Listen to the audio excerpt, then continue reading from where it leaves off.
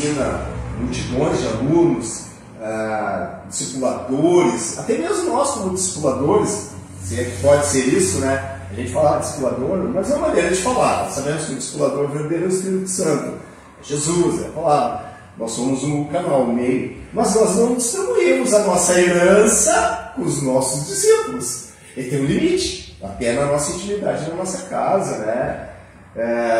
Em coisas que pertencem somente àqueles que são da família, aqueles que são filhos. Então, assim vai. Mas a intimidade e a herança é somente para os filhos. O conhecimento, sim, é compartilhado com tantos quanto querem saber, querem aprender, querem entender, mas é compartilhado um conhecimento, não uma herança.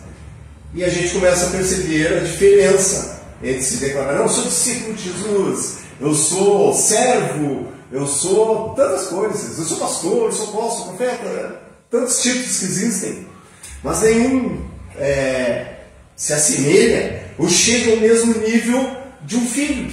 Filho é filho e acabou, é filho para sempre. O pai mesmo que diga naqueles momentos meio contrariado, com filha por alguma, meio irritado, até em muitos momentos irado, quer disciplinar, quer dizer um monte de coisa, e diz muitas palavras que depois no outro dia já se arrependeu.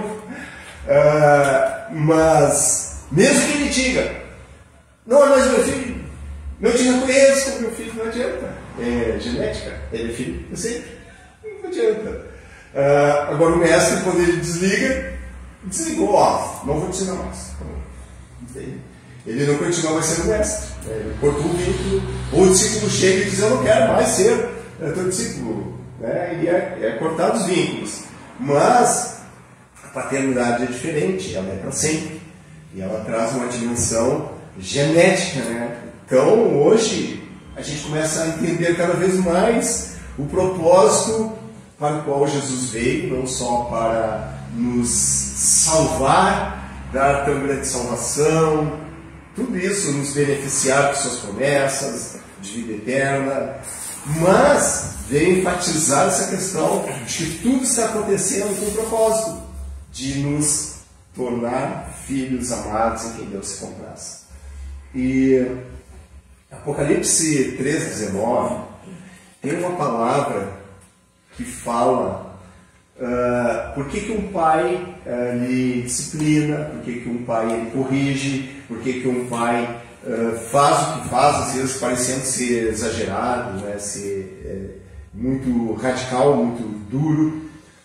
Apocalipse 3,19 diz assim: eu repreendo e disciplino a todos quantos amo. Então, por causa do amor de Deus, de um pai, como pai na nossa vida, ou o amor de um pai para com seu filho, é por causa do amor, é baseado no amor, não numa disciplina para castigar, para causar sofrimento. E daí se pensa, bom, quer dizer que se uma pessoa não tem disciplina, não sofre uma disciplina, ela está por conta própria, ela não tem vínculo de filho com Deus. Um outro texto nós vamos ver alguma coisa mais sobre isso. Mas o capítulo 11 de Lucas, versículo 11 a 13, diz assim: mas qual dentre vós é o pai que, se o filho lhe pedir pão, lhe dará uma pedra? Ou também, se lhe pedir peixe, lhe dará em lugar de peixe uma serpente? Ou se lhe pedir um ovo, lhe dará um escorpião? Ora, se vós, sendo maus, sabeis dar boas dádivas aos vossos filhos, quanto mais dará o Pai Celestial, o Espírito Santo, àqueles que lhe pedirem. Então aqui está mostrando que Deus é bom. E mesmo um pai que é bom, vamos dizer, quantos pais que a gente sabe que são pais bons, tem um coração voltado para os filhos, mas mesmo assim não se comparam à bondade de nosso Pai que está no céu. E Jesus diz: mesmo vocês, pensando, em outras palavras, pensando que são bons, vocês são maus, ainda assim dão coisas boas para os filhos de vocês. Aquilo que eles pedem, vocês dão aquilo que eles pedem. Senão vão dar algo pior, algo contrário àquilo que eles pedem. Vão dar aquilo que vai fazer bem a eles. E Jesus diz isso. Quanto mais vosso Pai que está nos céus dará bens aos que lhe pedirem. Em Mateus termina assim. Eu li Lucas. Mateus muda um pouquinho, termina diferente. Se vós, pois, sendo mal, sabeis dar boas coisas aos vossos filhos, quanto mais vosso Pai que está nos céus dará bens aos que lhe pedirem. Lucas fala do Espírito Santo.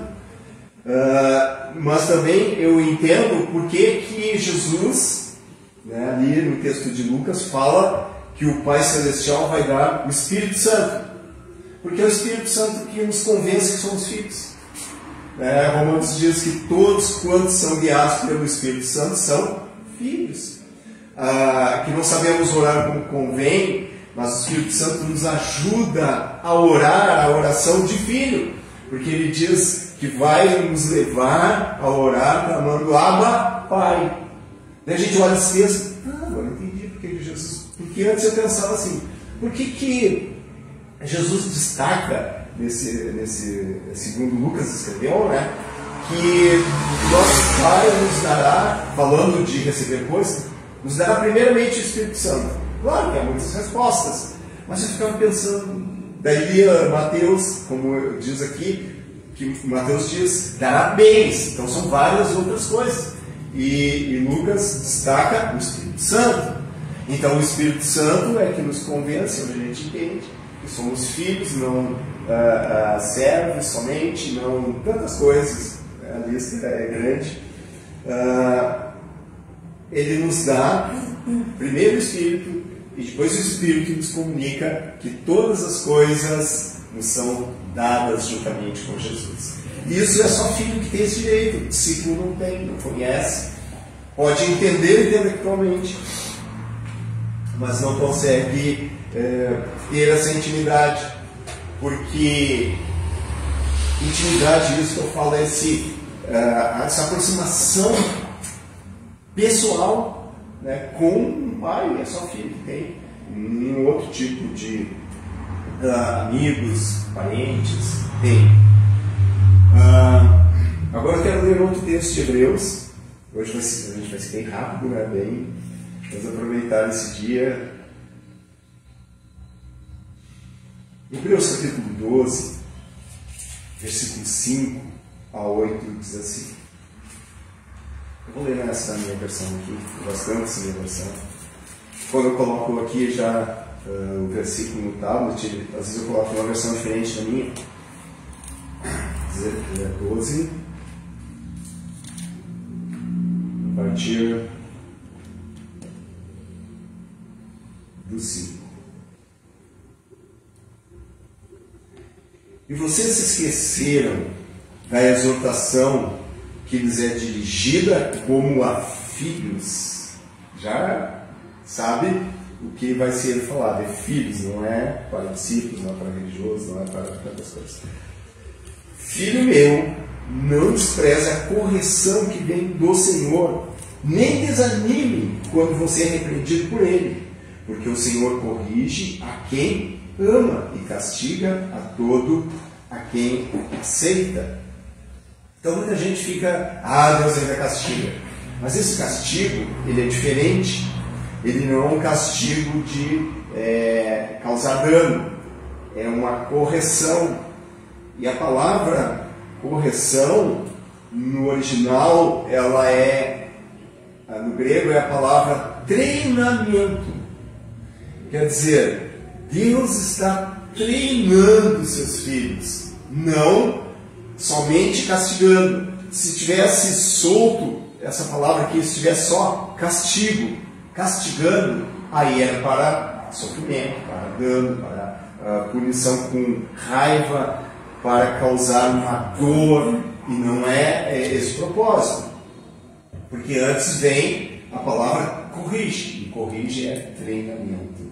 Então somos treinados. E o castigo, no contexto, não passa daquilo que poderíamos estar desfrutando plenamente, mas ainda não conseguimos. Então nós mesmos sofremos esse castigo, porque a gente não alcança aquilo que é nosso. Deus já deu, já liberou, já pertence a nós como filhos, é a herança que o Pai tem dado, mas porque não entendemos, estamos vivendo de uma forma, naquele momento, errada, nós não desfrutamos daquilo.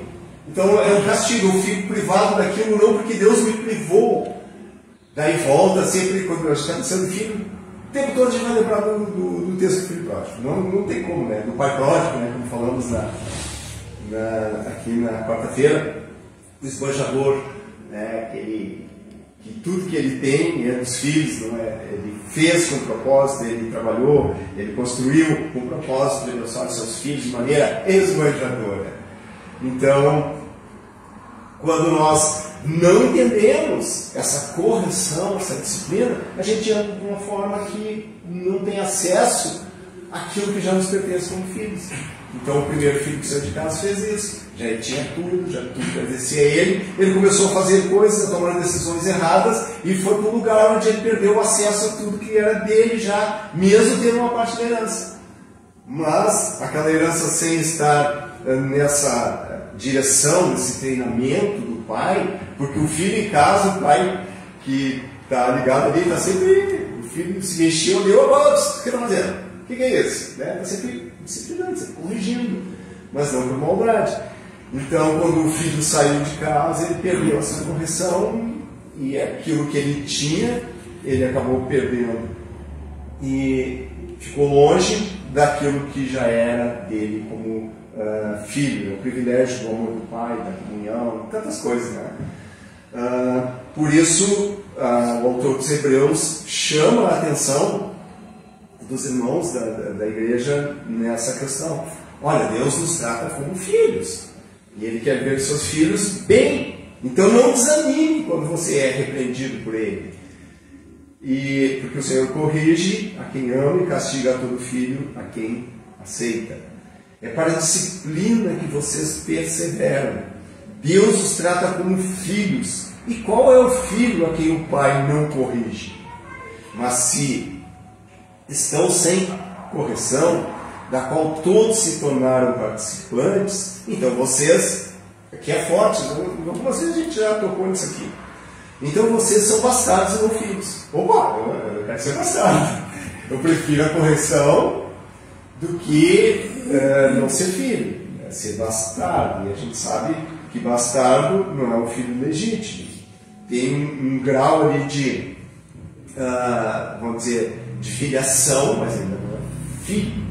Filho, vamos dizer, na plenitude, né, de ser, como é que eu vou dizer aqui, legalizado, tanto diante de Deus como diante dos homens. Então hoje a gente sabe que, vendo filmes antigos, né, aqueles mais históricos, que o bastardo não tinha direito a nada, vivia lá quase no mesmo nível do escravo. E aqui o texto está dizendo que Deus age, disciplina, corrige para que haja essa grande diferença entre um e outro. Então, se o bastardo já não tinha essa correção, não tinha essa disciplina, não tinha tantos direitos, quanto mais ser servo somente, quanto mais ser só um religioso, quanto mais ser apenas um líder evangélico, tantas coisas que a gente sabe que existe na igreja, porque ainda não se tornaram filhos. Tem muita liderança no meio evangélico e no meio católico que são só serviçais de uma instituição. Ainda não houve uma conversão no coração, ainda não se tornaram filhos. Então tem uma teologia na cabeça, tem uma letra na cabeça, mas não é filho. Ah, mas é forte? Claro que é. É uma realidade. Tanto que quando se fala algumas coisas revelada aos filhos, há uma resistência por parte de alguns clérigos e até mesmo no meio evangélico, porque ao filho é revelado a dimensão do coração do pai. Então vamos ler mais um pouquinho aqui, bastardos não filho. Além disso, tínhamos os nossos pais humanos que nos corrigiu. E nós os respeitávamos. Será que então não nos sujeitaremos muito mais ao Pai espiritual para vivermos? Pois eles nos corrigiu por pouco tempo, segundo melhor nos parecia. Deus, porém, nos disciplina para o nosso próprio bem, a fim de sermos participantes da sua santidade. Na verdade, toda disciplina, ao ser aplicada, não parece ser motivo de alegria, mas de tristeza. Porém, mais tarde, produz fruto pacífico aos que têm sido por ela exercitados, fruto de justiça. Então, lá no fim, essa correção de forma disciplinar de nosso Pai, de nosso Deus, traz o fruto, esse fruto de justiça, esse fruto que não podemos chegar no fim da nossa carreira em Cristo sem ter Ele na nossa vida. Então é um dia a dia. Por isso que eu comecei falando que às vezes a gente não entende, às vezes a gente fica, mas por quê? Como? Mas Deus está nos aperfeiçoando a cada dia. E Ele prometeu que Ele vai fazer isso com todo esse amor. Se Ele não fizer, é como o Provérbios diz, os pais que não disciplinam os seus filhos com a vara, eles não amam. Porque se amassem, fariam isso. Claro que é todo um contexto nessa palavra, mas relacionado a Deus. Se Deus nos deixasse por conta, Ele não estava nem aí. Porque, imagina, depois do pecado de Adão, todo ser humano vive como bem entende. E esse viver como bem entende, na maioria das vezes causa dano lá no fim. No momento parece que é o melhor. Não, o melhor é isso que eu vou fazer, sente aquela coisa boa e vai, daqui a pouco sofre o dano. E Deus, sabendo lá na frente, Ele tenta evitar isso na nossa vida, como o Pai que nos ama. Então vamos dizer assim, uma segurança, uma certeza, né? É um descanso de que Deus está nos tratando como filhos. Se Ele está nos tratando como filhos, é só descansar. E mesmo que a gente saia resmungando muito, eu sou muito resmungão, eu sabia disso, é verdade. Eu saio falando sozinho, saio daqui lá na frente falando sozinho, conversando, mas depois passa. Mesmo que a gente faça isso nesses momentos, o importante não é estar resmungando, o importante é saber, não, eu sei que tu quer fazer algo que eu não entendi ainda, que eu não vi, que eu não estou percebendo. E a gente acaba recebendo de Deus, né, esse cuidado especial todos os dias. Então vamos ficar por aqui hoje. Vou liberar vocês, eu teria vários outros textos aqui que eu anotei.